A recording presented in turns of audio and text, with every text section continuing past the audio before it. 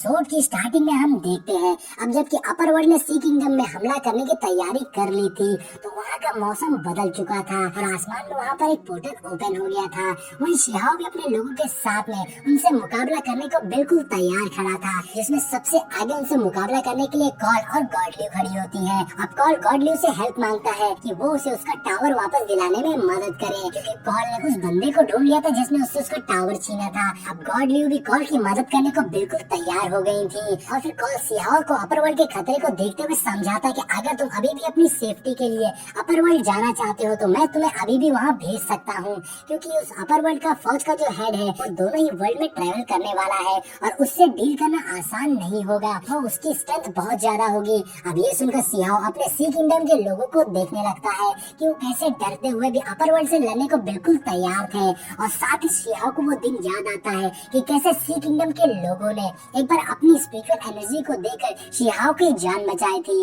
इसलिए वो अभी अपर वर्ल्ड जाने को मना कर देता है और बोलता है इन सबको प्रोटेक्ट करना मेरी जिम्मेदारी है, और साथ ही अभी यहाँ लोअर वर्ल्ड में 2 काम अधूरे हैं जिसे मुझे पूरा करना बहुत जरूरी है। अब काल भी समझ गया था कि शिहाव पीछे हटने वालों में से नहीं है, और तभी अपर वर्ल्ड के उस पोर्टल में कुछ हलचल होने लगती है और अपर वर्ल्ड से एक येलो स्प्रिंग लिक्विड नीचे गिरने लगता है, जो कि एक तरह से लोअर वर्ल्ड की जमीन को डेड प्लेस में कन्वर्ट कर देता। अब ये देखकर गॉडलिव को समझ में आ जाता है कि अब बैटल बस स्टार्ट होने वाली है, इसलिए वो सिहाव से बोलती है अगर तुम्हारे मन में और भी कोई क्वेश्चन है तो तुम मुझसे अभी पूछ सकते हो, क्योंकि शायद इसके बाद में हमें मौका ना मिले। तो शिहाव ट्रू प्रोमेडियल टेक्निक के बारे में पूछता है कि वो उसे कैसे प्रैक्टिस कर सकता है, जिसमें गॉडलिव उसे बताती है जब तुम उस रियल में पहुंच जाओगे तो तुमको खुद ब खुद समझ में आ जाएगा, और अगर तुम तब भी ना समझ पाओ तो तुम्हें यूनिवर्सल मैप को ढूंढना है, क्योंकि वही तुम्हें गाइड कर सकता है, और साथ ही अगर तुम किसी मुसीबत में पड़ोगे तो वो यूनिवर्सल मैप तुम्हें उस खतरे से बचाएगा, क्योंकि उसके अंदर स्ट्रेंज पावर्स है। जिसके बाद अपर वर्ल्ड के पोर्टल की हलचल और ज्यादा बढ़ जाती है, जिसमें गॉडलिव बताती है अब हम लोगों को बिल्कुल तैयार हो जाना चाहिए, क्योंकि अब हमारा रियल एनिमी हमारे सामने आने वाला है। जिसके बाद गॉडलिव अपर वर्ल्ड के रास्ते में अपने स्पिरिचुअल वाइन से अटैक कर देती है और वहाँ से ब्लू एनर्जी निकलती है, और तभी एक बंदा नीचे आता है जिसका नाम एलिमेंट होता है, और वो वहाँ आते ही अपने 5 क्लोज बना लेता है। दरअसल उसने 5 एलिमेंट टेक्निक का यूज किया था, जिसे देखकर पहले तो काल और उसके बाद शिहाव भी बिल्कुल सरप्राइज हो गया था। अब शिहाव बोलता है क्या इस बंदे ने 5 एलिमेंट बॉडी का यूज किया है, क्या ये इसके 5 अवतार है, जिसमें कॉल उसे बताता है कि ये उसके अवतार नहीं बल्कि उसकी रियल बॉडी है। अब कॉल बताता है कि कुछ लोगों का मानना है ये 5 बॉडी के साथ में इसके 5 लाइफ्स है। अगर हम शॉर्ट में समझे तो हमारा इससे मुकाबला करना बहुत ही ज्यादा खतरनाक होने वाला है। तभी एलिमेंट अपनी पावर्स को एक्टिवेट कर देता है और अपनी 5 एलिमेंट बॉडी से एक फॉर्मेशन क्रिएट करने लगता है, मगर गॉडलिव भी अपनी पावर से एलिमेंट के 5 एलिमेंट बॉडी के प्रोटेक्टिव की शील्ड पर अटैक करके उसकी 2 बॉडीज को उस फॉर्मेशन से अलग कर देती है, जिसे देखकर एलिमेंट भी समझ जाता है कि यहाँ कोई तो है जो बहुत स्ट्रांग है। गॉड भी ये देखकर रह जाता है। अब उसे भी यकीन हो गया था कि गॉडलिव के होने से उन्हें बहुत मदद मिलने वाली है। जिसके बाद दोबारा से अपर वर्ल्ड के पोर्टल में हलचल शुरू हो जाती है और वो सभी समझ जाते हैं कि अब असली विलन और अपर वर्ल्ड का बहुत ही इंपॉर्टेंट कैरेक्टर नीचे आने वाला है, और अब वहाँ पर एक येलो एनर्जी निकलती है। जिसके बाद हम मास्टर यिंग यांग को देखते हैं, और मास्टर यिंग यांग को देखकर गॉडलिव को याद आ जाता है कि ये वही बंदा है जिसने गॉडलिव के डिवाइन किंगडम को बुरी तरह से डिस्ट्रॉय कर दिया था, और वो भी बस इसलिए क्योंकि उनका डिवाइन किंगडम मास्टर यिंग यांग के पाथ के रास्ते में आता था। अब यहाँ गॉडलिव को अपने डिवाइन किंगडम का फ्लैशबैक याद आता है जब लोग मरते हुए चीख रहे होते हैं और अपने पूर्वजों से अपनी जान की भीख मांग रहे थे, मगर मास्टर यिंग यांग ने बहुत बुरी तरह से उन सभी को मार दिया था और उनके पूरे डिवाइन किंगडम को बर्बाद कर दिया था। और तभी कॉल को भी गुस्सा आ जाता है और वो यिंग यांग के ऊपर ये बोलते हुए अटैक कर देता है कि वो उसे उसका टावर वापस करे, मतलब यही बंदा है जिसे कॉल का टावर भी उससे छीन लिया था। मगर कॉल के अटैक से यिंग यांग को कुछ भी नहीं होता है और वो कॉल के अटैक को ब्लॉक कर देता है,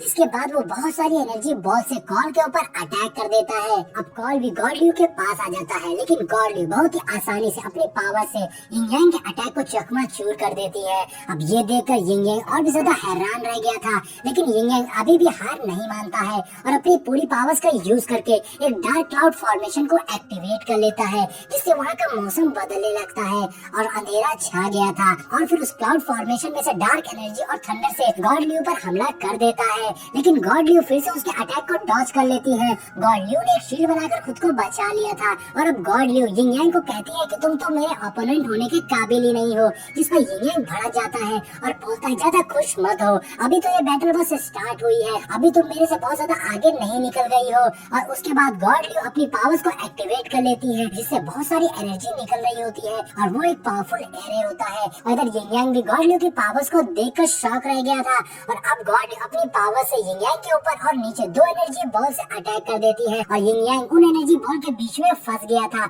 और दोनों बॉल्स धीरे धीरे यिंग यांग को बीच में दबा रही होती है। यिंग यांग अभी भी अपनी सारी ताकत लगाकर उस एनर्जी बॉल को रोकने की कोशिश कर रहा था, लेकिन दूसरी ओर गॉड लियो उन बॉल को और ज्यादा प्रेस कर रही होती है और आखिर में यिंग यांग उन एनर्जी बॉल के बीच में कुचला जाता है, जिसके बाद वहाँ एक जबरदस्त धमाका होता है जिससे हर तरफ धुआं धुआं हो जाता है। और अब धुआं हटने पर जैसे ही यिंग यांग दिखता है, गॉड लियो फौरन उस पर हमला करके यिंग यांग को जान से मार देती है, जिससे यिंग यांग की बॉडी और स्पिरिट दोनों ही डिस्ट्रॉय हो जाती है, जिससे एक पोर्टल से कॉल का एक हिस्सा स्मॉल टावर बाहर आ जाता है। क्योंकि अब गॉड लियो ने यिंग यांग को मार दिया था, इसलिए अब स्मॉल टावर का कोई भी मास्टर नहीं था। तभी हम कॉल को देखते हैं जो अपर वर्ल्ड के एक बंदे पर हमला करने आता है। तो बंदा कॉल पर हमला करता है, लेकिन कॉल उसके अटैक को डॉज कर लेता है। अब वो बंदा वहाँ से भागने लगता है तो कॉल उसका पीछा करने लगता है, लेकिन तभी बीच में एक और बंदा आ जाता है जो कॉल पर हमला कर देता है। तो कॉल उसके अटैक से बचते हुए कहता है, अच्छा तो तुम मुझसे लड़ना चाहते हो तो ठीक है।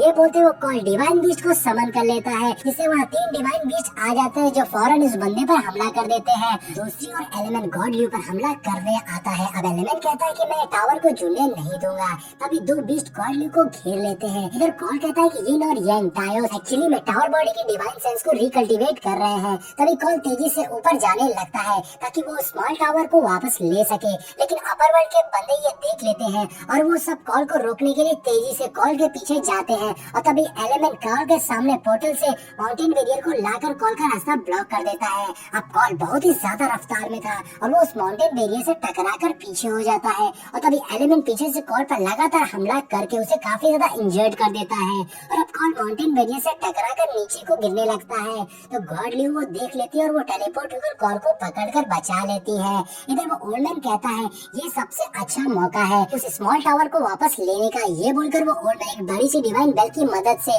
स्मॉल टावर को अपनी ओर खींच रहा होता है और स्मॉल टावर ओल्ड मैन के करीब पहुंच ही गया था कि तभी गॉड लियो ये देख लेती है और गॉड लियो अपनी पावर से उस बेल पर अटैक कर देती है। और गॉड लियो का अटैक इतना ज्यादा पावरफुल था कि उससे वो बेल के साथ साथ बाकी अपर वर्ल्ड के सारे बंदे भी पीछे हो जाते हैं। और इसी के साथ में ये पार्ट यहीं पर एंड हो जाता है।